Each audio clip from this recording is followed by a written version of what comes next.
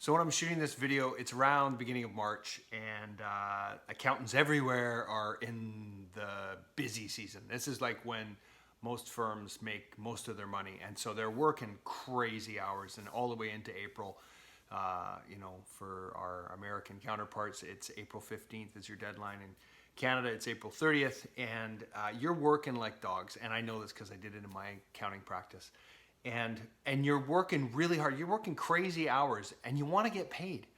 And the one thing that I remembered when I had my practice that drove me crazy, which was one of the turning points of why I changed my model over, was my wife is also a chartered accountant, CPA.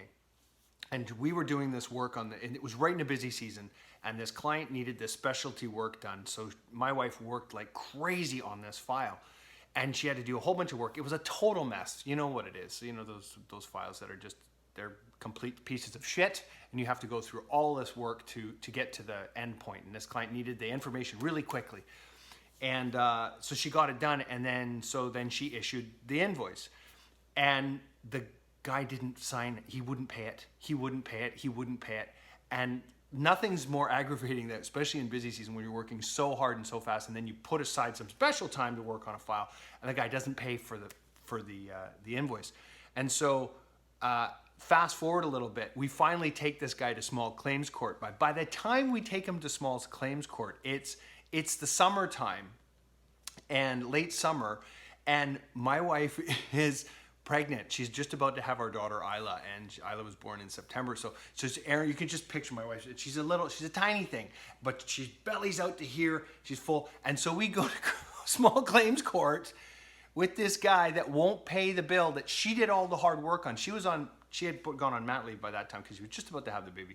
But she said, "I'm coming and I'm doing this," and I said, "Just leave it alone. I'll take care of it." No, she was guaranteed she wanted to do this, and I'm sitting there watching this exchange between her and our former client, because of course he got fired because he wouldn't pay the bill, and the judge is sitting there to mediate this thing to try and get a solution. And I'm watching her thinking, look at the stress that she's going under. She's carrying our child, and she's under all this stress to collect fees from this client who's not willing to pay for them.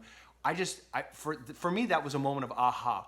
What the hell am I doing? Why am I chasing the money? And I made a decision right then and there. I said, I'm going to stop chasing the money. There's no way. I'm never going to chase the money again.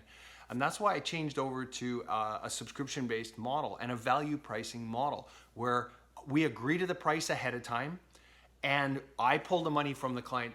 I used to pull the money from the client's bank account from a pre-authorized debit, or an ACH in the US, it's an ACH system, where the price was agreed on ahead of time, so there was no argument. Then we went and did the work, but we always got paid first.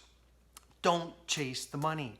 It's crazy, especially in busy season, in busy tax time. And, in most cases, most clients are good about paying their bills, but there's always those few that are just a pain in the ass and they won't pay.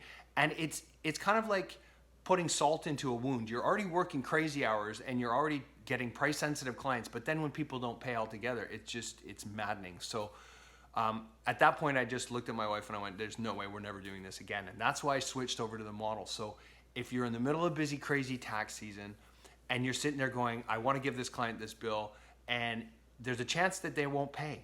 It's like you're begging for them to pay.